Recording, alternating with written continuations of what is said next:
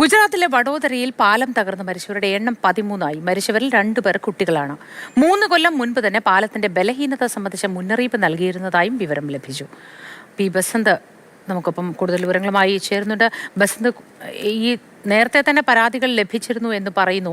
ഇത്തരത്തിൽ എന്തെങ്കിലും ഒരു പുനർനിർമ്മിതിക്കോ അല്ലെങ്കിൽ നവീകരണത്തിനുള്ള പ്രവർത്തനങ്ങൾ ആരംഭിച്ചിരുന്നോ? അത് ആരംഭിക്കാനുള്ള പദ്ധതി ഉണ്ടായിരുന്നോ? വിശദവിവരങ്ങൾ എന്താണ്? 43 കൊല്ലം പഴക്കമുള്ള ഒരു പാലം, അതിന്റെ ഒരു ഭാഗമാണ് ഇന്നലെ അപകടത്തിൽപ്പെടുകയും ഏകദേശം ഇപ്പോൾ 13 പേരുടെ മരണത്തിൽ കലാശിച്ചിരിക്കുന്നത്.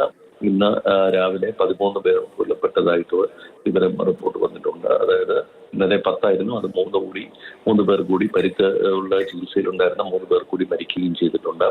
2 പേർ കുട്ടികളാണ്. ഒരു കുടുംബത്തിലെ 3 പേർ കൊല്ലപ്പെട്ടതായിട്ടുള്ള റിപ്പോർട്ട് വന്നിട്ടുണ്ട്.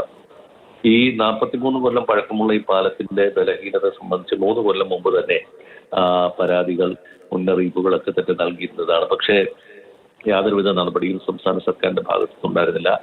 കഴിഞ്ഞ കൊല്ലം ചെറിയ തോതിലുള്ള എന്തോ പണികൾ നടത്തിയതല്ലാതെ ഇതിന്റെ മൊത്തത്തിലുള്ള ഒരു അറ്റകുറ്റപ്പണിക്ക് സർക്കാർ തയ്യാറായിരുന്നില്ല. വലിയ തോതിലുള്ള വൈബ്രേഷൻസ് പാലം കടന്ന് വാഹനങ്ങൾ പോകുമ്പോൾ ഉണ്ടായിരുന്നു എന്നുള്ളൊരു പരാതിയാണ് പ്രധാനമായും ഉണ്ടായിരുന്നത്. അത് തന്നെ ഇപ്പോൾ ഈ മഹിസാഗർ നദി കരകവിഞ്ഞൊഴുകുന്ന ഒരു സാഹചര്യത്തിൽ പാലം പൂർണ്ണമായും ബലഹീനതയിലാകുകയും തകരുകയും ചെയ്ത ഒരു സാഹചര്യമാണ് ഉണ്ടായത്. ശരി, പി ബസന്താണ് വിശദവിവരങ്ങൾ നൽകിയത്. 43 വർഷം പഴക്കമുള്ള പാലമാണ്. നേരത്തെ ഇതിന്റെ ബലഹീനത സംബന്ധിച്ച മുന്നറിയിപ്പൊക്കെ നൽകിയിരുന്നതാണ് എന്നാണ് നിലവിൽ വരുന്ന വിവരം.